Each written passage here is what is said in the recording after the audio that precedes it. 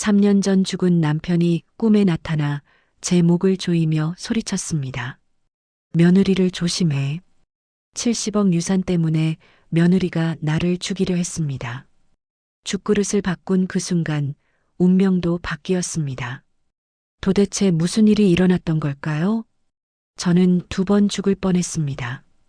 한 번은 며느리의 손에 의해서, 또 한 번은 제 자신의 어리석음 때문에. 여러분, 상상이나 하시겠습니까? 13년을 한 집에서 함께 산 며느리가 제가 가장 좋아하는 백합죽에 땅콩 가루를 탔다는 걸 말입니다. 저는 심각한 땅콩 알레르기가 있습니다. 먹으면 5분 안에 목이 붓고 숨이 막혀 죽습니다. 며느리는 그 사실을 누구보다 잘 알고 있었습니다. 그날은 평범한 화요일 아침이었습니다. 전날 밤 이상한 꿈을 꿨습니다. 3년 전에 돌아가신 남편이 나타났는데 평소와 달랐어요. 얼굴이 새하얗고 눈에는 핏발이 서 있었습니다. 남편이 제 목을 꽉 움켜쥐었습니다. 여보, 왜 이래? 숨이 막혔습니다. 진짜 죽는 줄 알았어요. 남편이 제 귀에 대고 소리쳤습니다. 이게 당신이 당할 일이야. 며느리가 당신을 이렇게 죽인다. 그 목소리가 너무 생생했습니다. 악몽이라고 하기엔 너무 현실 같았어요. 여보, 며느리를 절대 조심해. 죽는다고. 비명을 지르며 잠에서 깼습니다. 온몸이 땀으로 흠뻑 젖어 있었습니다. 손이 떨렸어요. 침대 옆 시계를 보니 새벽 4시 13분. 심장이 미친 듯이 뛰었습니다. 꿈이야. 그냥 꿈이야. 남편이 보고 싶어서 꾼 꿈이겠지. 스스로를 달랬습니다. 하지만 아무리 애를 써도 불길한 예감이 떠나지 않았어요. 남편의 그 표정, 목을 조이던 그 손의 감촉, 귓가에 울리던 경고가 너무나 선명했습니다. 잠을 다시 청하려 했지만 도저히 잘 수가 없었습니다. 그렇게 뒤척이다가 어느새 아침이 왔습니다. 아침 8시 14분. 딩동. 초인종이 울렸습니다. 이른 아침에 누가 왔을까 싶어서 인터폰 화면을 봤습니다. 며느리였습니다. 손에는 커다란 보자기에 싼 무언가를 들고 있었어요. 그 순간 온몸에 소름이 돋았습니다. 꿈속에서 남편이 외치던 목소리가 다시 귓가에서 울렸습니다. 며느리를 조심해. 손이 떨렸습니다. 하지만 문을 열지 않을 수도 없는 노릇이었죠.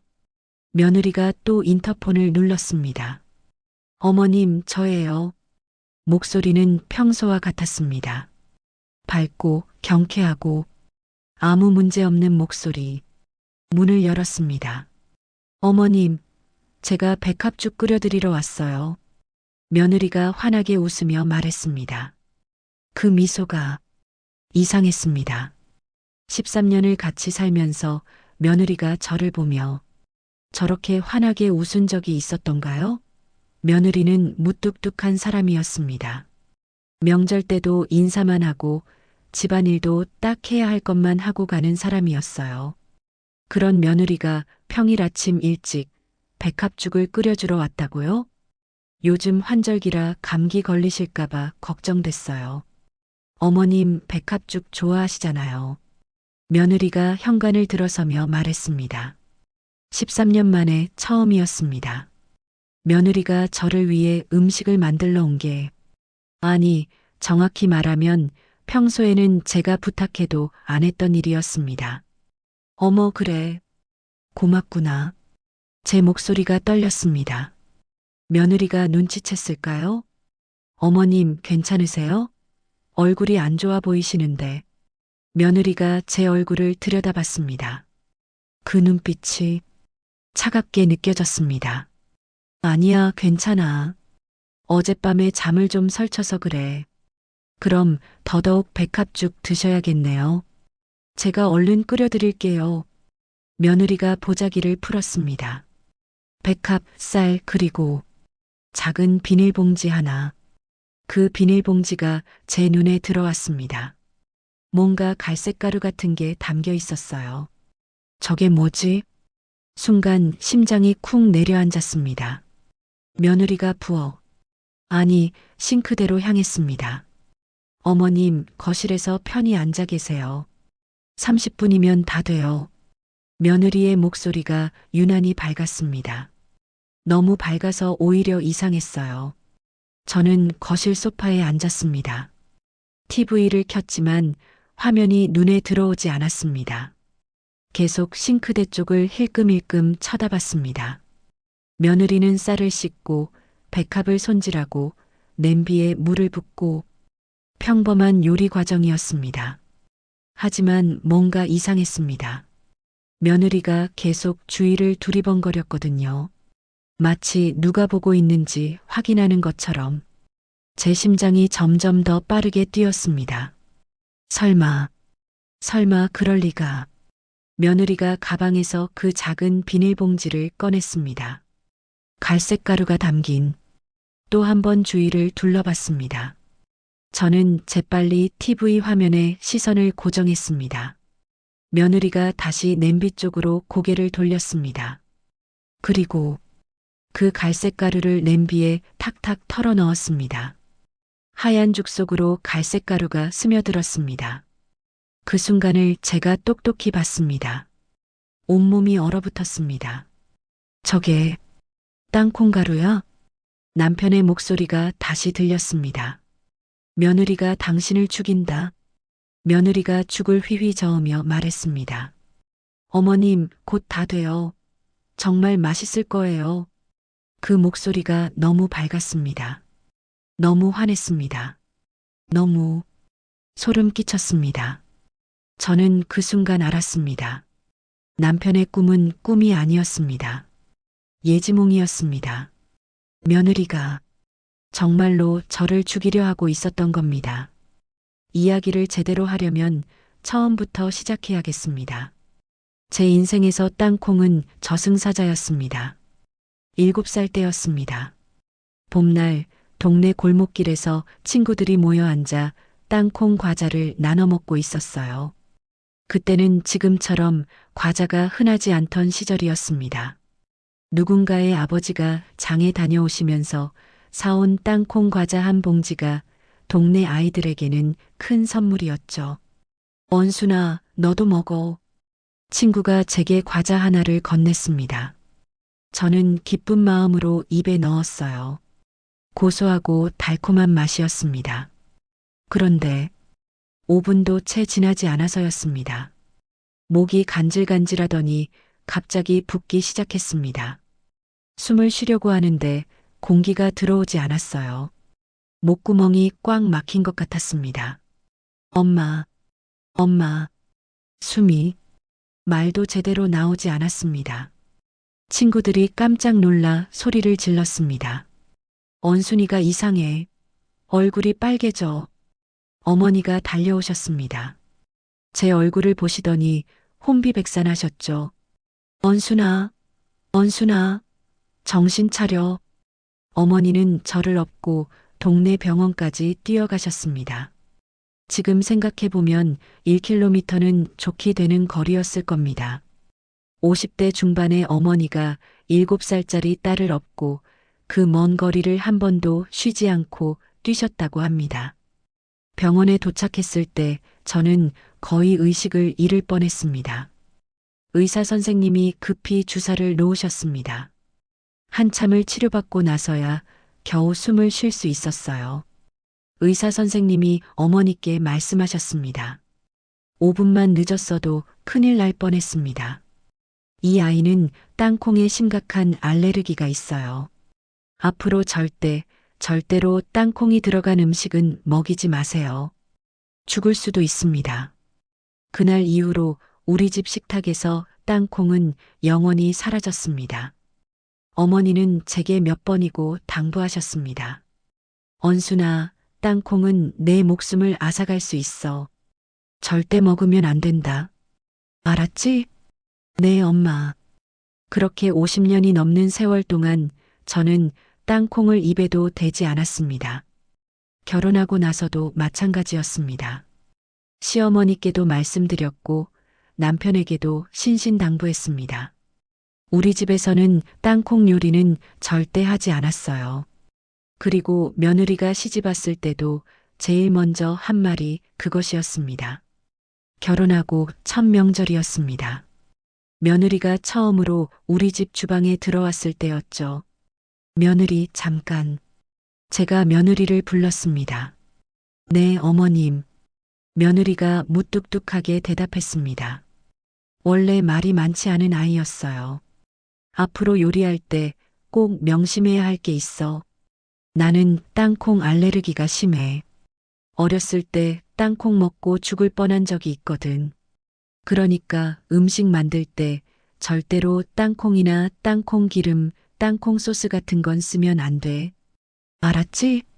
며느리가 제 말을 듣더니 눈이 커졌습니다. 어머님, 저도요. 응? 뭐가? 저도 땅콩 알레르기 있어요. 어렸을 때 땅콩 먹고 응급실 간 적 있어요. 정말 무서웠어요. 숨이 안 쉬어져서. 그 말을 듣는 순간 저는 깜짝 놀랐습니다. 동시에 안심이 됐습니다. 어머, 그래. 그럼 내가 더 잘 알겠네. 땅콩이 얼마나 무서운지. 네, 어머님. 저도 그 뒤로 절대 안 먹어요. 무서워서요. 며느리가 고개를 끄덕였습니다.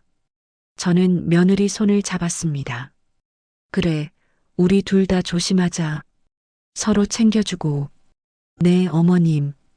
그날 이후로 13년간 우리 집 식탁에 땅콩은 없었습니다. 며느리도 저도 땅콩 알레르기가 있으니 자연스럽게 그렇게 됐죠. 외식을 할 때도 메뉴를 고를 때 항상 확인했습니다. 이 음식에 땅콩 들어가요? 땅콩 기름 쓰나요? 며느리와 저는 그렇게 서로의 목숨을 지켜주는 사이였습니다. 적어도 제가 그렇게 믿었습니다. 하지만 돌이켜보면 이상한 점들이 있었습니다. 가끔 며느리가 외식했다는 식당 이름을 듣고 깜짝 놀란 적이 있었거든요. 거기 땅콩 요리로 유명한 집인데 뭘 먹었어? 아, 저는 땅콩 안 들어간 메뉴 먹었어요. 며느리는 그렇게 대답했습니다. 또 한 번은 며느리 가방에서 땅콩 버터 쿠키가 나온 적도 있었어요. 이거 왜 사왔어? 너도 못 먹잖아. 아, 남편이 좋아해서요. 저는 안 먹어요. 그때도 그러려니 했습니다. 하지만 지금 생각해보면 며느리는 땅콩을 먹고 있었던 겁니다. 13년 동안 제 앞에서만 안 먹었을 뿐이었죠. 며느리의 땅콩 알레르기는 처음부터 거짓말이었습니다. 왜 거짓말을 했을까요? 처음에는 단순히 시어머니와 공통점을 만들어서 잘 보이려는 의도였을 수도 있습니다. 하지만 나중에 그 거짓말이 완벽한 살인 도구가 된 겁니다. 생각해 보세요. 며느리와 저 둘 다 땅콩 알레르기가 있다고 모두가 알고 있습니다. 그런데 만약 제가 땅콩을 먹고 죽는다면 누가 의심하겠습니까? 어머님이 실수로 땅콩 들어간 음식을 드신 것 같아요. 저도 땅콩 알레르기가 있어서 항상 조심했는데 어머님이 혼자 계실 때 드신 것 같아요. 며느리는 그렇게 말할 수 있습니다. 완전 범죄입니다. 그리고 만약 며느리가 직접 음식을 만들어 온다면 두 그릇을 준비하면 됩니다. 하나는 땅콩 가루가 들어간 것, 하나는 안전한 것. 며느리 자신은 안전한 것을 먹으면 되는 거죠. 바로 그날처럼 말입니다. 며느리가 백합죽을 두 그릇 만들었을 때 하나에만 땅콩 가루를 넣었을 겁니다. 그리고 제 앞에 놓으려고 했겠죠. 하지만 며느리는 한 가지를 계산하지 못했습니다. 죽은 남편이 꿈에 나타나 저를 경고할 줄은 몰랐을 겁니다. 그리고 제가 그 경고를 듣고 그릇을 바꿔버릴 줄도 몰랐겠죠. 결국 며느리는 자신이 만든 독이 든 죽을 자신이 먹게 된 겁니다. 13년간 준비한 완전 범죄. 70억 때문에 시어머니를 죽이려던 계획. 하지만 그 계획은 단 한 번의 실수로 무너졌습니다. 며느리가 응급실에 실려갔을 때 저는 알았습니다. 남편의 꿈은 진짜였다는 것을, 그리고 며느리의 13년은 모두 거짓이었다는 것을. 남편이 세상을 떠난 건 3년 전 겨울이었습니다. 암이었습니다. 늦게 발견해서 손을 쓸 수 없다고 했죠. 남편은 치료를 거부했습니다. 여보, 그냥 이렇게 살다가 갈래. 병원 침대에서 죽고 싶지 않아. 아무리 말려도 소용없었습니다. 남편은 고집이 센 사람이었거든요. 그렇게 6개월을 버텼습니다. 하고 싶은 거 하고 먹고 싶은 거 먹으면서 마지막까지 자기 방식대로 살다 갔습니다. 남편이 떠나고 한 달쯤 지났을 때였습니다. 변호사 한 분이 집으로 찾아왔습니다. 고인께서 남기신 유언이 있습니다. 남편은 제 몰래 유언장을 써뒀더군요. 모든 재산을 아내 김원순에게 남깁니다. 그뿐이었습니다. 짧고 단순한 유언이었죠. 그런데 그 재산이 어마어마했습니다. 시어머니가 몰래 사뒀던 땅이 있었거든요. 서울 외곽 시골 땅이었는데 재개발 계획이 잡혔습니다. 그 동네 전체가 신도시로 바뀌는 프로젝트였어요. 땅값이 폭등했습니다. 평당 10만 원 하던 땅이 평당 1,000만 원이 됐습니다. 계산해 보니 70억이었습니다. 70억? 평생 쌀 한 톨도 아껴 쓰며 살아온 제게 70억이라는 돈은 상상도 할 수 없는 액수였습니다. 변호사가 말했습니다. 축하드립니다. 이제 편하게 사실 수 있겠네요. 하지만 저는 기쁘지 않았습니다. 오히려 불안했어요. 이 많은 돈을 내가 어떻게 해? 그리고 그 불안은 정확했습니다. 돈이 들어온 그날부터 모든 게 변하기 시작했으니까요. 제일 먼저 변한 건 며느리였습니다. 평소 일주일에 한 번도 안 오던 며느리가 갑자기 매일 전화를 하기 시작했습니다. 어머님, 오늘 건강은 어떠세요? 어머님, 저녁은 드셨어요? 어머님, 제가 내일 들를게요. 처음에는 남편이 돌아가셔서 걱정하는 거라고 생각했습니다. 하지만 곧 알았죠. 며느리의 관심은 제가 아니라 돈이었다는 걸. 어느 날 며느리가 집에 왔습니다. 손에 과일 바구니를 들고요. 어머님, 몸조리 잘하셔야 해요. 며느리가 웃으며 말했습니다. 그런데 그 웃음이 이상했습니다. 13년을 같이 살면서 며느리가 제게 저렇게 환하게 웃은 적이 있었나 싶었어요. 며느리는 본래 무뚝뚝한 사람이었습니다. 웃는 일이 거의 없었죠. 명절에 와도 인사만 하고 제가 말을 걸어도 네, 아니요로만 대답하던 사람이었어요. 그런 며느리가 갑자기 애교를 부리기 시작했습니다. 어머님, 제가 어깨 주물러 드릴까요? 어머님, 요즘 드시고 싶은 거 없으세요? 어머님, 저희랑 같이 사시는 게 어때요? 혼자 계시면 외로우시잖아요. 소름이 돋았습니다. 특히 마지막 말. 같이 살자는 말을 들었을 때 온몸에 경보가 울렸어요. 이 사람 뭔가 꿍꿍이가 있구나. 저는 딸 정희에게 전화했습니다. 정희야, 내 형수가 요즘 이상해. 왜요, 엄마? 무슨 일 있어요? 자꾸 나한테 잘해. 13년 만에 처음이야. 딸이 한숨을 쉬었습니다. 엄마, 돈 생긴 거 알잖아요. 형수가 그거 노리는 거 아니에요? 설마, 설마가 아니에요. 엄마, 절대 재산 미리 안 줘야 돼요. 알았죠? 딸의 말이 맞았습니다. 며칠 뒤 며느리가 또 찾아왔습니다. 이번에는 아들도 함께 왔어요. 어머니, 요즘 재산 관리는 어떻게 하고 계세요? 아들이 조심스럽게 물었습니다. 그냥 은행에 넣어뒀지. 왜? 며느리가 끼어들었습니다. 어머님, 그렇게 놔두시면 안 돼요. 세금도 많이 나가고. 저희가 도와드릴게요. 도와준다니? 네, 명의를 미리 저희 앞으로 해두시면 나중에 상속세도 안 나오고 좋잖아요. 그 말을 듣는 순간 머리끝까지 화가 났습니다. 남편 장례 치른 지 겨우 2달밖에 안 됐는데 벌써 재산 이야기라니. 그건 아직 생각 안 해봤어. 나중에 다시 얘기하자. 제가 단호하게 말했습니다. 며느리 얼굴이 굳었습니다. 처음 보는 표정이었어요. 아들이 며느리를 말렸습니다. 여보, 어머니 말씀 들었지? 나중에 얘기하자고 했잖아. 며느리가 입술을 꾹 깨물었습니다. 그날 이후로 며느리는 한동안 오지 않았습니다. 저는 친구들을 만났습니다. 비슷한 나이 또래 할머니들이었죠. 언순아, 너 돈 많이 생겼다며? 축하해. 고마워. 그런데 말이야, 재산 정리는 미리미리 해둬야 해. 안 그러면 나중에 자식들끼리 싸워. 친구 말이 맞았습니다. 유언장을 써둬야겠다고 생각했어요. 변호사를 찾아갔습니다. 어떻게 나누실 생각이세요? 변호사가 물었습니다. 저는 한참을 생각했습니다. 딸 정희는 평생 저를 잘 챙겨줬습니다.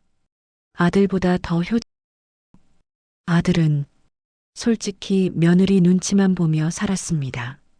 그리고 저는 평생 하고 싶었던 게 있었습니다. 기부. 가난하게 살면서 남 도울 여유가 없었지만 항상 여유가 생기면 어려운 사람들 돕고 싶다고 생각했거든요. 이렇게 해주세요. 딸에게 20억, 아들에게 15억, 기부 30억, 나머지 5억은 제 노후 자금으로. 변호사가 고개를 끄덕였습니다. 좋은 결정이십니다. 유언장 작성하겠습니다. 그런데 문제가 생겼습니다. 제가 변호사 사무실에 간 걸 며느리가 알아버린 겁니다. 어떻게 알았는지 모르겠지만 며느리가 그날 저녁 집으로 찾아왔습니다. 어머님, 오늘 변호사 사무실 다녀오셨어요? 며느리의 목소리가 차가웠습니다. 그래. 어떻게 알았어? 동네에서 봤다는 분이 계셔서요. 무슨 일로 가셨어요? 그건 혹시 유언장 쓰러 가신 거예요? 며느리가 단도직입적으로 물었습니다. 저는 숨길 수가 없었습니다. 응, 그래. 어떻게 나누실 생각이세요? 며느리의 눈빛이 날카로워졌습니다. 저는 솔직하게 말했습니다. 정희한테 20억, 너희한테 15억, 기부 30억, 나머지는 내 노후 자금. 그 순간 며느리가 식탁을 탁 쳤습니다. 기부요. 30억을요. 13년 만에 처음 보는 모습이었습니다. 며느리가 목소리를 높인 건 시누이가 더 많이 받는다고요? 말도 안 돼요. 며느리의 얼굴이 붉게 달아올랐습니다. 아들이 다른데, 아들이요. 왜 딸이 더 많이 받아요? 그리고 30억을 기부라니. 그게 말이 돼요. 며느리가 소리쳤습니다. 저는 침착하게 대답했습니다. 그건 내 돈이야. 내 마음대로 할 거야. 하지만 너희는 시어머니한테 받은 돈도 있잖아. 그것도 적은 돈이 아니었어.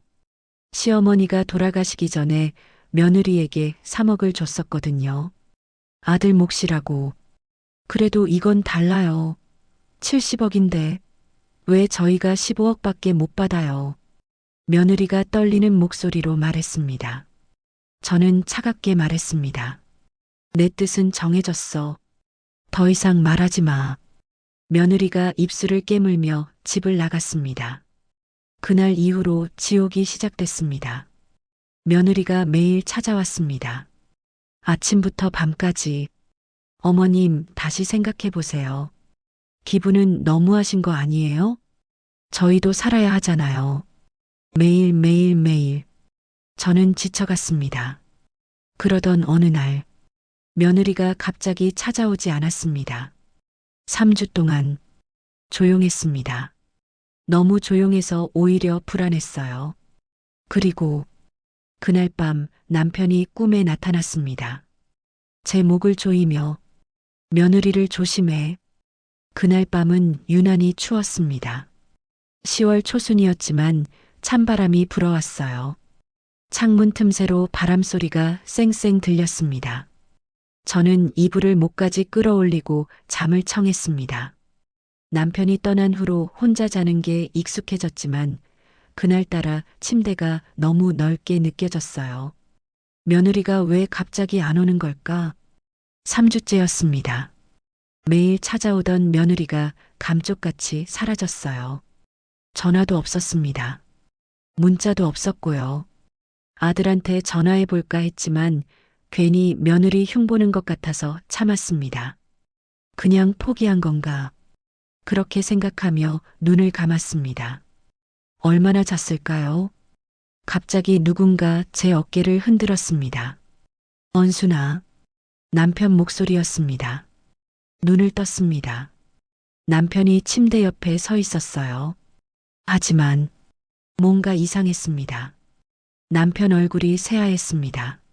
마치 밀가루를 뿌려놓은 것처럼 눈에는 핏발이 서 있었고 입술은 파랗게 질려 있었어요. 여보, 당신, 말을 하려는데 목소리가 나오지 않았습니다. 남편이 한 발 다가왔습니다. 차가운 기운이 느껴졌어요. 언순아, 나왔어. 여보, 보고 싶었어. 저는 남편을 보며 울먹였습니다. 3년 만에 보는 남편이었으니까요. 하지만 남편은 웃지 않았습니다. 평소 다정하던 남편의 모습은 어디에도 없었어요. 언순아, 내 말 잘 들어. 남편의 목소리가 낮고 무거웠습니다. 응, 말해봐. 위험해. 당신이 위험해. 뭐가? 남편이 갑자기 제 손을 잡았습니다. 차가웠습니다. 얼음처럼 차가운 손이었어요. 여보, 손이 왜 이렇게 차가워? 저는 깜짝 놀라 손을 빼려 했지만 남편이 꽉 잡았습니다. 언순아, 조심해. 며느리를 조심해. 며느리? 며느리가 왜? 남편이 대답하지 않았습니다. 대신 갑자기 제 목을 움켜쥐었습니다. 여보, 뭐 하는 거야? 숨이 막혔습니다. 진짜로 숨을 쉴 수가 없었어요. 남편의 손에 힘이 점점 더 들어갔습니다. 이게 내가 당할 일이야. 남편이 소리쳤습니다. 숨이 안 쉬어져. 제 얼굴이 빨개졌습니다. 눈앞이 흐려졌어요. 죽는 줄 알았습니다. 며느리가 당신을 이렇게 죽인다. 남편의 목소리가 귓가에서 울렸습니다. 뭐라고? 며느리가 당신을 죽여. 돈 때문에, 70억 때문에. 남편의 눈에서 눈물이 흘렀습니다. 피눈물이었습니다. 여보, 내가 막으려고 왔어. 내가 경고하러 왔다고. 남편이 저를 흔들었습니다. 며느리를 절대 조심해. 며느리가 당신을 죽인다. 음식 조심해. 절대 조심해. 음식? 며느리가 음식에 독을 탄다. 조심해. 조심하라고. 남편이 비명처럼 외쳤습니다. 그 순간 남편이 제 목을 더 세게 조였습니다. 으악. 비명을 지르며 눈을 떴습니다. 침대 위였습니다. 혼자였습니다. 온몸이 땀으로 흠뻑 젖어 있었어요. 심장이 미친 듯이 뛰었습니다. 쿵쾅쿵쾅 터질 것 같았습니다. 손으로 목을 만져봤습니다. 아팠어요. 진짜로 아팠습니다. 침대 옆 시계를 봤습니다. 새벽 4시 13분. 창밖은 깜깜했습니다. 꿈이었어. 스스로에게 말했습니다. 하지만 너무 생생했습니다. 남편의 차가운 손, 목을 조이던 그 힘, 귓가에 울리던 경고. 며느리를 조심해. 며느리가 당신을 죽인다. 음식에 독을 탄다. 꿈이라고 하기엔 너무 현실 같았습니다. 저는 벌떡 일어나 거실로 나갔습니다. 불을 켰어요. 환한 거실이 조금 안심이 됐습니다. 부엌, 아니 싱크대로 갔습니다. 물을 한 컵 마셨어요. 손이 떨렸습니다. 진정해, 김원순. 그냥 꿈이야. 며느리가 날 죽이겠어? 말도 안 돼. 하지만 마음 한구석이 불안했습니다. 며느리가 3주 동안 나타나지 않은 것. 70억 이야기를 했을 때 며느리의 그 표정. 식탁을 치며 소리치던 모습. 30억을 기부라니. 말도 안 돼요.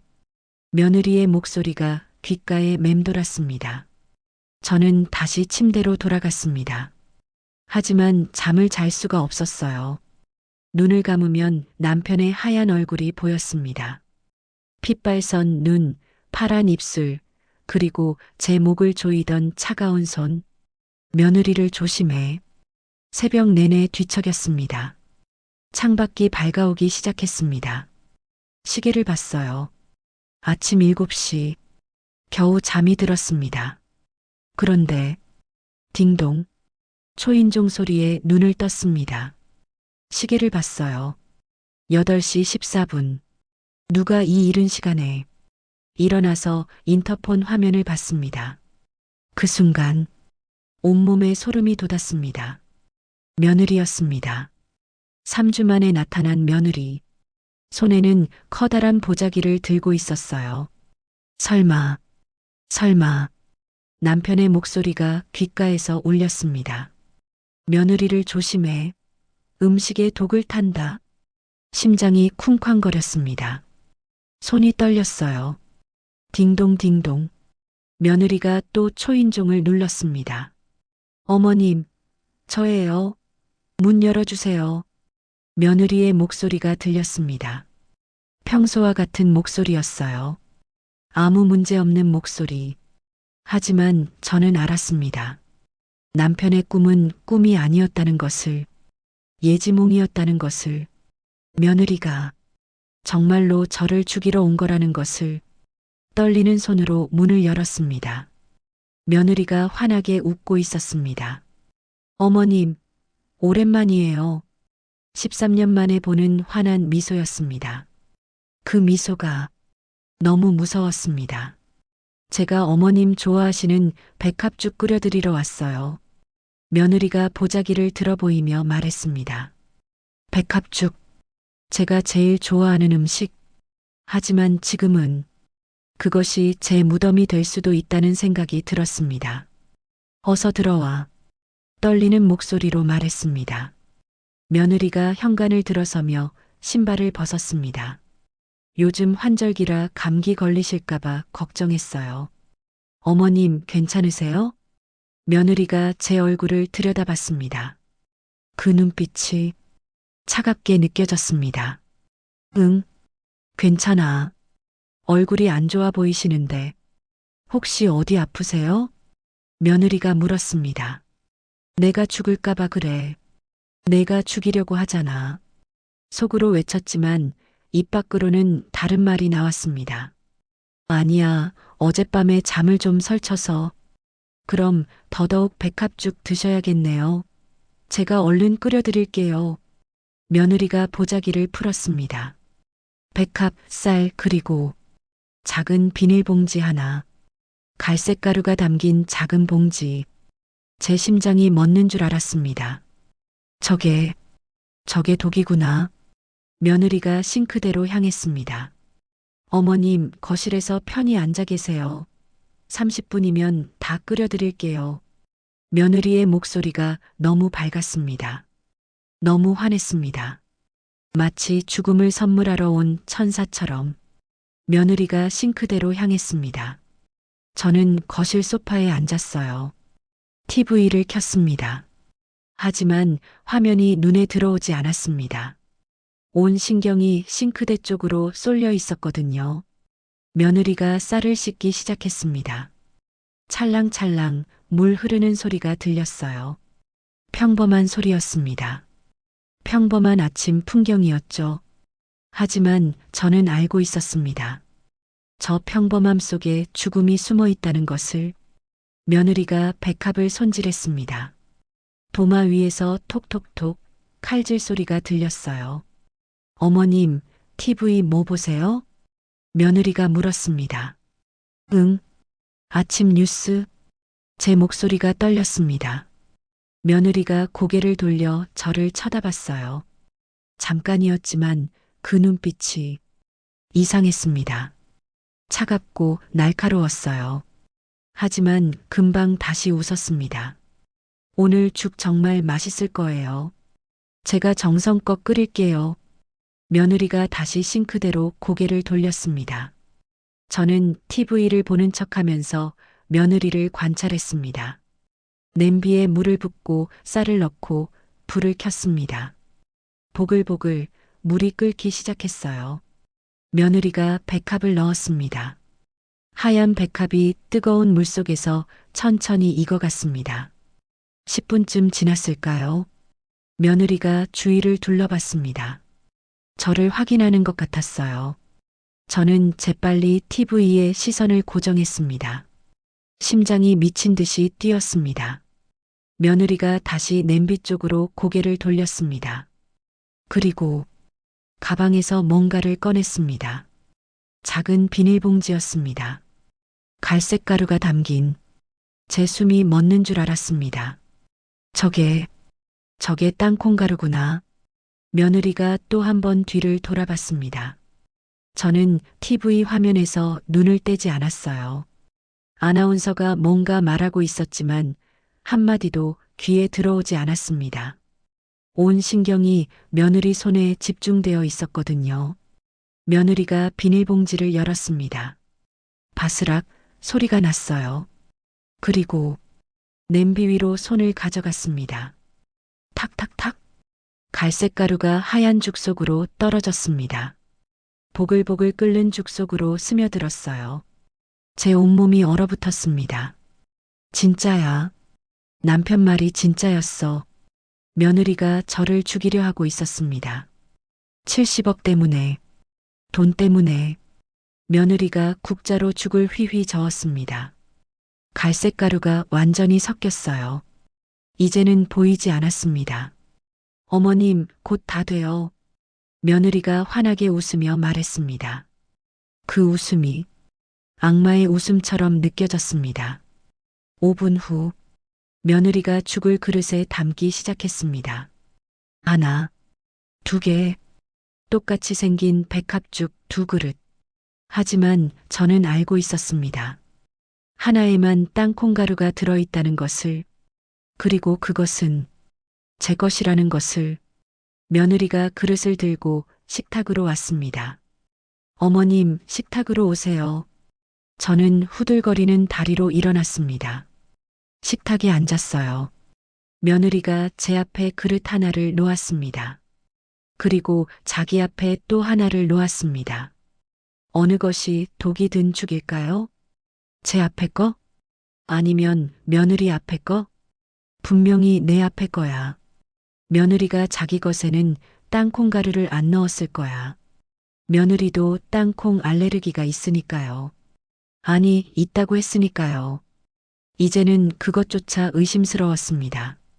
13년 전 며느리가 땅콩 알레르기가 있다고 말했을 때 혹시 그것도 거짓말이었을까요? 아니면 진짜 알레르기가 있어서 자기 것만 조심해서 만든 걸까요? 머릿속이 복잡했습니다. 어머님, 뜨거우니까 천천히 드세요. 며느리가 말했습니다. 숟가락을 건네주면서요. 저는 떨리는 손으로 숟가락을 받았습니다.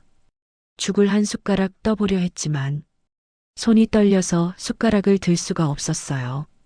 어머님, 괜찮으세요? 손이 왜 그렇게 떨려요? 며느리가 물었습니다. 아니야. 괜찮아. 혹시 어디 아프세요? 얼굴색도 안 좋으시고. 며느리가 제 얼굴을 들여다봤습니다. 그 눈에 걱정이 가득한 것처럼 보였어요. 하지만 저는 알고 있었습니다.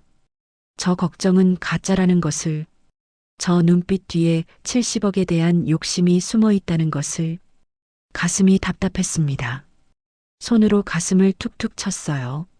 어머님, 며느리가 벌떡 일어났습니다. 물 가져다 드릴게요. 잠깐만요. 며느리가 싱크대로 뛰어갔습니다. 컵에 물을 따르는 소리가 들렸어요. 그 순간 남편의 목소리가 귓가에서 울렸습니다. 지금이야. 받고. 제 손이 저도 모르게 움직였습니다. 제 앞에 그릇과 며느리 앞에 그릇을 휙 바꿔버렸습니다. 심장이 터질 것 같았습니다. 쿵쾅쿵쾅 귓가에서 심장 소리가 울렸어요. 며느리가 물을 들고 돌아왔습니다. 자, 어머님, 물 드세요. 며느리가 컵을 제 앞에 놓았습니다. 저는 벌컥벌컥 물을 마셨어요. 손이 떨려서 물이 옷에 튀었습니다. 어머님, 괜찮으세요? 병원 가보셔야 하는 거 아니에요? 며느리가 걱정스러운 표정으로 물었습니다. 괜찮아. 그냥 가슴이 좀 답답해서. 그럼 죽 드시고 좀 쉬세요. 제가 설거지하고 갈게요. 며느리가 자리에 앉았습니다. 그리고 자기 앞에 죽그릇을 봤습니다. 원래 제 것이었던 그릇. 땅콩가루가 들어있는 그릇. 며느리가 숟가락을 들었습니다. 저는 숨을 멈췄습니다. 며느리가 죽을 한 숟가락 떴어요. 입으로 가져갔습니다. 그리고 먹었습니다. 며느리도 땅콩 알레르기가 있어. 먹으면 죽을 텐데. 제 머릿속이 혼란스러웠습니다. 혹시 며느리는 알레르기가 없는 건가? 13년간 거짓말을 한 건가? 아니면 진짜 알레르기가 있는데 이 그릇에는 땅콩가루가 없는 건가? 그럼 내가 바꾼 게 잘못된 건가? 온갖 생각이 머릿속을 스쳐 지나갔습니다. 며느리가 두 번째 숟가락을 떴습니다. 세 번째, 네 번째, 아무렇지 않게 먹고 있었어요. 역시 며느리는 알레르기가 없었나 봐. 거짓말이었구나. 그렇게 생각하는 순간 며느리 얼굴이 변하기 시작했습니다. 빨개지기 시작했어요. 며느리가 목을 감싸쥐었습니다. 어머님. 며느리 목소리가 쉬기 시작했습니다. 며느리야, 왜 그래? 저는 깜짝 놀라 소리쳤습니다. 숨이 안 쉬어져요. 며느리가 헐떡이기 시작했습니다. 목이 부풀어 오르고 있었어요. 얼굴은 점점 더 빨개졌습니다. 땅콩 알레르기 쇼크였습니다. 그 순간 모든 것이 명확해졌습니다. 며느리도 정말 땅콩 알레르기가 있었던 겁니다. 13년 전에 한 말이 진짜였어요. 며느리는 자기 것에는 땅콩가루를 넣지 않고 제 것에만 넣었던 겁니다. 그런데 제가 그릇을 바꿔버렸죠. 결국 며느리가 자기가 만든 독을 먹게 된 겁니다. 며느리가 바닥에 쓰러졌습니다. 온몸이 경련하기 시작했어요. 저는 떨리는 손으로 전화기를 집어들었습니다. 119예요. 며느리가 쓰러졌어요. 구급차가 도착하기까지 7분이 걸렸습니다. 하지만 제게는 평생처럼 느껴졌어요. 며느리는 바닥에 쓰러진 채 헐떡이고 있었습니다. 얼굴은 새빨갛게 부어올랐고 목은 2배로 부풀어 있었어요. 며느리가 숨을 쉬려고 애쓰는 소리가 들렸습니다. 저는 며느리 옆에 앉아 있었습니다. 어떻게 해야 할지 몰랐어요. 119 구급대원이 전화로 말했습니다. 옆으로 눕히세요. 기도가 막히지 않게요. 저는 떨리는 손으로 며느리를 옆으로 눕혔습니다. 며느리가 제 손을 꽉 잡았어요. 어머님. 목소리가 거의 나오지 않았습니다. 괜찮아. 곧 구급차 온다. 저는 며느리를 보며 말했습니다. 하지만 제 마음속은 복잡했어요. 이 사람이 나를 죽이려고 했는데 지금 내가 왜 이 사람을 살리려고 하는 거지? 그냥 내버려 두면 70억이 온전히 내 것인데 그런 생각이 스쳐 지나갔습니다. 하지만 곧 고개를 저었어요. 아니야. 나는 그런 사람이 아니야. 며느리가 아무리 저를 죽이려 했어도 저는 사람을 죽일 수 없었습니다. 삐요삐요삐요. 구급차 사이렌 소리가 들렸습니다. 구급대원들이 들이닥쳤어요. 환자분 여기 계십니까? 여기요. 며느리가 쓰러졌어요. 구급대원들이 며느리를 들것에 실었습니다. 무슨 알레르기 있으십니까? 땅콩이요. 땅콩 알레르기예요. 뭘 드셨나요? 백합죽을 먹었어요. 구급대원이 고개를 끄덕이며 주사를 놓았습니다. 에피네프린이었습니다. 알레르기 쇼크에 쓰는 응급주사요. 며느리를 싣고 구급차가 떠났습니다. 저는 멍하니 서 있었습니다. 식탁 위에는 두 그릇의 백합죽이 그대로 있었어요. 하나는 반쯤 비어 있었습니다. 며느리가 먹던 것, 하나는 그대로였습니다. 제가 먹어야 했던 것, 저는 떨리는 손으로 제 그릇을 집어들었습니다. 싱크대로 가서 하수구에 부었어요. 보글보글 하얀 죽이 하수구로 빨려 들어갔습니다. 이 죽을 내가 먹었다면 지금 응급차에 실려가는 건 나였겠지. 아니, 나는 혼자 집에 있었으니까 아무도 발견 못했을 거야. 그냥 죽었을 거야. 온몸이 부들부들 떨렸습니다. 주저앉아서 한참을 울었어요. 얼마나 울었을까요? 전화벨이 울렸습니다. 아들이었습니다. 어머니, 지금 병원인데요. 집사람이 응급실에 있어요. 아들 목소리가 급했습니다. 알아. 119 불렀어. 대체 무슨 일이에요? 땅콩 알레르기래요. 오늘 뭐 드셨어요? 제 입이 떨어지지 않았습니다. 뭐라고 말해야 할까요? 내 마누라가 나를 죽이려고 백합죽에 땅콩가루를 탔어라고 말할 수 있을까요? 어머니, 대답 좀 하세요. 아들이 다급하게 소리쳤습니다. 백합죽, 같이 먹었어. 겨우 그 말만 했습니다. 백합죽에 땅콩이 왜 들어가요? 어머니도 땅콩 알레르기 있으시잖아요. 모르겠어. 나도 모르겠어. 어머니는 괜찮으세요? 같이 드셨으면 어머니도 위험하잖아요. 나는 괜찮아. 정말요? 병원 오셔야 하는 거 아니에요? 괜찮다니까. 전화를 끊었습니다. 주저앉아서 또 한참을 울었어요. 그날 밤, 딸 정희에게 전화했습니다. 정희야, 엄마, 왜, 목소리가 왜 그래? 큰일 났어. 정희야, 무슨 일인데? 엄마 어디 아파? 저는 울먹이며 모든 것을 말했습니다. 남편이 꿈에 나타난 것, 며느리가 백합죽을 가져온 것, 싱크대에서 갈색 가루를 넣는 걸 본 것, 그릇을 바꾼 것, 며느리가 쓰러진 것, 모든 것을 한참 동안 침묵이 흘렀습니다. 그리고 딸이 말했습니다. 엄마, 아빠가 엄마를 살린 거야. 딸의 목소리도 떨리고 있었어요. 아빠가 꿈에 안 나타났으면 엄마가 죽었을 거야. 응, 엄마, 내일 당장 그 여자한테 가서 따져. 그리고 녹음해. 꼭 녹음해야 돼. 녹음? 응. 증거 없으면 저 여자 발뺌할 거야.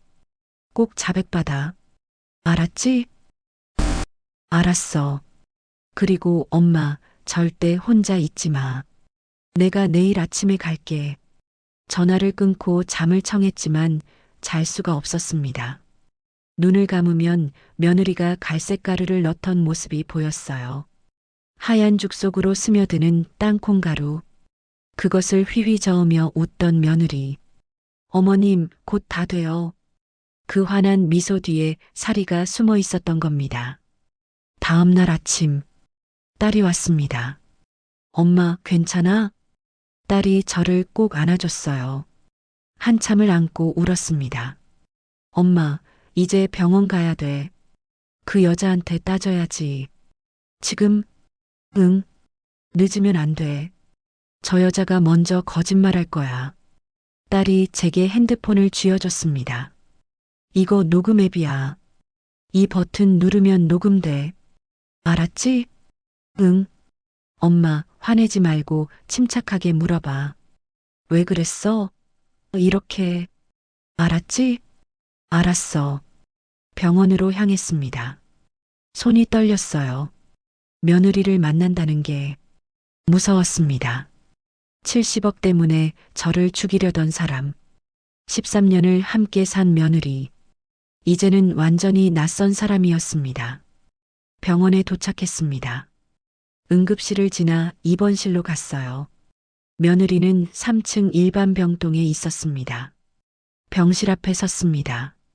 심호흡을 했어요. 핸드폰 녹음 버튼을 눌렀습니다. 비. 녹음이 시작됐습니다. 문을 열었습니다. 며느리가 침대에 누워 있었어요. 쟤를 보더니 얼굴이 새하얘졌습니다. 어머님, 왜 오셨어요? 며느리 목소리가 떨렸습니다. 저는 침착하게 하지만 단호하게 물었습니다. 왜 그랬니?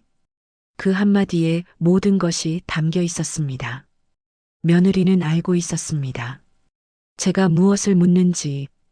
며느리가 침대에서 벌떡 일어나려다가 다시 주저앉았습니다. 아직 몸이 약했던 거예요. 어머님, 저는. 며느리가 말을 더듬었습니다. 저는 병실 문을 닫고 며느리에게 다가갔습니다. 왜 그랬냐고 물었어. 제 목소리는 차분했지만 속은 부글부글 끓고 있었습니다. 며느리가 이불을 꽉 움켜쥐었어요. 무슨 말씀이세요? 싱크대에서 다 봤어. 며느리 얼굴이 하얗게 질렸습니다. 뭘 보셨는데요? 내가 가방에서 갈색가루 꺼내는 거, 주위 두리번거리면서 냄비에 넣는 거, 다 봤다고. 그건. 며느리 입술이 파르르 떨렸습니다. 땅콩가루였지? 나 죽이려고 넣은 거지? 아니에요. 어머님, 오해예요. 며느리가 고개를 저었습니다. 하지만 그 눈빛이 거짓말하고 있다는 걸 보여주고 있었어요. 오해? 그럼 뭐였는데? 그건. 며느리가 말문이 막혔습니다. 저는 침대 옆 의자에 앉았습니다. 13년 전 기억나니? 내가 나한테 뭐라고 했는지. 땅콩 알레르기 있다고 했잖아. 어렸을 때 응급실 갔었다고. 며느리가 고개를 숙였습니다. 그게 진짜였어. 맞지? 네. 그런데 왜 땅콩가루를 죽에 넣었어? 너도 먹을 건데. 며느리가 대답하지 않았습니다. 저는 알고 있었습니다. 답을. 내 것에는 안 넣었지. 내 것에만 넣었잖아. 며느리가 움찔했습니다. 두 그릇을 만들었어. 하나는 땅콩가루 넣은 거, 하나는 안전한 거. 그리고 땅콩가루 넣은 건 내 앞에 놓으려고 했지. 어머님. 그런데 내가 그릇을 바꿔버렸어.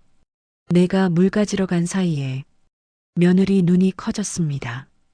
그래서 내가 만든 독을 먹은 거야. 웃기지? 70억 때문에 시어머니 죽이려다가 자기가 죽을 뻔했잖아. 어머님, 저는. 며느리 눈에서 눈물이 흘렀습니다. 하지만 저는 동정심이 들지 않았어요. 그 눈물이 진짜인지 가짜인지 더 이상 구분할 수 없었습니다. 왜 그랬어? 15억도 큰 돈인데. 왜? 제가 물었습니다. 며느리가 고개를 들었습니다. 그 눈빛이 달라졌습니다. 눈물은 흐르고 있었지만 그 속에 분노가 섞여 있었어요. 70억이잖아요. 며느리가 떨리는 목소리로 말했습니다. 70억이요, 어머님. 평생 벌어도 못 버는 돈이에요. 그래서 사람을 죽여? 시누이가 왜 더 많이 받아요? 20억이나. 며느리 목소리가 높아졌습니다. 아들이 다르잖아요. 며느리가 다르잖아요. 그런데 왜 딸이 더 받아요? 정희가 나한테 잘했으니까. 너보다 훨씬 더. 그건 어머님이 그렇게 느끼시는 거잖아요. 며느리가 소리쳤습니다.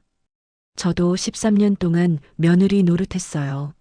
명절 때마다 왔고, 제사도 지냈고, 큰일 있을 때마다 달려왔잖아요. 언제, 내가 언제 달려왔어? 어머님 입원하셨을 때도 갔고, 1년에 한 번? 그것도 아들이 가라고 해서? 며느리가 입을 다물었습니다. 그리고 30억. 기부요? 며느리가 이를 갈았습니다. 왜 남한테 줘요? 그걸 가족한테 줘야지. 내 돈인데 내가 쓰고 싶은데 쓰는 거야. 하지만 그건 너무해요. 30억이에요. 30억? 며느리가 울부짖었습니다. 그 돈이면 우리 애들 평생 편하게 살 수 있어요. 왜 남한테 줘요? 그래서 나를 죽이려고 했어? 제가 조용히 물었습니다. 며느리가 입술을 깨물었습니다. 한참 침묵이 흘렀습니다. 그리고 며느리가 고개를 끄덕였습니다. 네.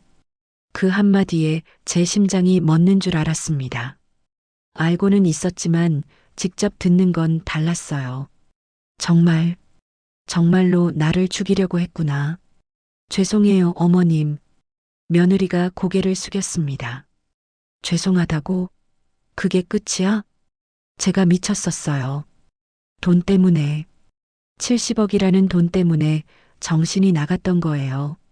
3주 동안 안 온 거. 그때 계획 세운 거지? 며느리가 고개를 끄덕였습니다. 처음에는 그냥 생각만 했어요. 만약에 어머님이 없으면 우리가 다 받을 텐데 그런 생각. 그러다가 자꾸 그 생각이 커지는 거예요. 밤마다 70억 생각을 했어요. 그 돈으로 뭘 할 수 있을까? 빚도 갚고 집도 사고 애들 학원도 보내고. 며느리가 떨리는 목소리로 말했습니다. 그러다가 문득 생각났어요. 어머님 땅콩 알레르기. 저는 숨이 막혔습니다. 저도 땅콩 알레르기 있으니까. 완벽한 알리바이잖아요. 어머님이 실수로 드신 것 같아요. 저도 땅콩 조심하는데. 이렇게 말하면 되니까. 너, 정말, 어차피 얼마 못 사실 거잖아요. 며느리가 저를 똑바로 쳐다봤습니다. 그 눈빛이 차갑고 잔인했습니다. 80 다 되셨잖아요. 언제 돌아가실지 모르는데 그 돈을 왜 기부해요? 가족한테 줘야지. 가족이라면서 가족을 죽여? 그건 어쩔 수 없었어요. 어머님이 마음을 안 바꾸시니까. 며느리가 눈물을 닦았습니다. 매일 찾아가서 애원했잖아요. 다시 생각해달라고. 기부는 하지 말라고. 근데 안 들어주셨잖아요. 그래서 죽이려고 했어? 말 안 들으니까? 미안해요. 미안하다고 다야? 제 목소리가 떨렸습니다. 너 지금 뭐라고 하는지 알아? 살인미수야, 살인미수. 알아요. 저도 알아요. 제가 정말 미친 짓을 했다는 거. 며느리가 침대에서 내려와 제 앞에 무릎을 꿇었습니다. 어머님, 한 번만 용서해 주세요. 제발. 지금 무슨 소리 하는 거야? 경찰에는 신고 안 하시면 안 될까요? 며느리가 제 바지를 붙잡았습니다. 아버님한테만은 들키면 안 돼요. 제발. 이혼당하면.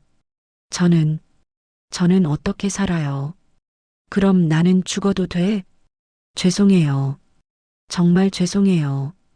다시는 이런 생각 안 할게요. 며느리가 울부짖었습니다. 재산 한 푼도 안 바랄게요. 어머님이 다 기부하셔도 돼요. 5억도 드릴게요. 제발 한 번만. 저는 며느리를 보며 생각했습니다. 이 사람 진짜 반성하는 걸까? 아니면 또 거짓말하는 걸까? 며느리 눈물이 진짜인지 가짜인지 알 수 없었습니다. 13년을 함께 산 며느리. 이제는 완전히 낯선 사람이었습니다. 생각해 보겠어. 저는 차갑게 말하고 병실을 나왔습니다. 핸드폰 녹음을 멈췄어요. 녹음 시간을 봤습니다. 14분 37초. 며느리의 자백이 고스란히 담겨 있었습니다. 복도에서 기다리던 딸이 달려왔습니다. 엄마, 어떻게 됐어? 저는 핸드폰을 보여줬습니다. 다 녹음했어. 엄마. 딸이 저를 꽉 안아줬습니다. 한참을 울었습니다. 둘이서 병원 복도를 걸어 나오는데 다리에 힘이 풀렸습니다. 딸 정희가 제 팔을 잡아줬어요. 엄마, 괜찮아? 앉아서 좀 쉬어. 복도 의자에 앉았습니다. 한참을 아무 말도 하지 못했어요. 머릿속이 하얗게 비워진 것 같았습니다. 13년을 함께 산 며느리가 저를 죽이려 했다는 사실. 70억 때문에, 돈 때문에. 엄마, 이제 경찰서 가야 돼. 딸이 조용히 말했습니다. 응. 저는 고개를 끄덕였습니다. 그날 오후 경찰서를 찾아갔습니다. 현대적인 건물이었어요. 깨끗하고 밝았습니다. 하지만 저는 그 문턱을 넘는 게 너무 무거웠습니다. 이걸 신고하면 아들은 어떻게 되는 걸까? 손주들은. 하지만 딸이 제 손을 꽉 잡아줬습니다. 엄마가 잘못한 게 아니야. 그 여자가 범죄를 저질렀어. 신고해야 돼. 맞는 말이었습니다. 형사과 사무실로 안내받았어요. 40대 중반쯤 되어 보이는 여자 형사님이었습니다. 어떤 일로 오셨습니까? 형사님이 친절하게 물었습니다. 저는 떨리는 목소리로 말했습니다. 며느리가 저를 죽이려고 했습니다. 형사님의 표정이 굳어졌습니다. 자세히 말씀해 주시겠습니까? 저는 처음부터 차근차근 설명했습니다. 70억의 유산, 며느리의 변화, 유언장 내용을 알았을 때 며느리의 분노, 3주간의 침묵, 남편의 꿈, 백합죽에 땅콩가루를 넣는 것을 목격한 것, 그릇을 바꾼 것, 며느리가 쓰러진 것, 병원에서의 자백, 모든 것을. 딸이 핸드폰을 꺼내 녹음 파일을 들려줬습니다. 네, 저 죽이려고 했어요. 며느리의 목소리가 녹음기에서 흘러나왔습니다. 70억이잖아요. 평생 벌어도 못 버는 돈이에요. 형사님이 심각한 표정으로 녹음을 다 듣더니 고개를 끄덕였습니다. 살인미수입니다. 명백한 증거가 있네요. 고소장을 접수하시겠습니까? 저는 한참을 망설였습니다. 고소장을 내면 며느리는 구속될 겁니다. 아들은 충격받을 거고, 손주들은 어떻게 되는 걸까? 하지만 딸이 제 어깨를 토닥였습니다. 엄마, 그 여자가 엄마를 죽이려고 했어. 이건 범죄야. 저는 천천히 고개를 끄덕였습니다.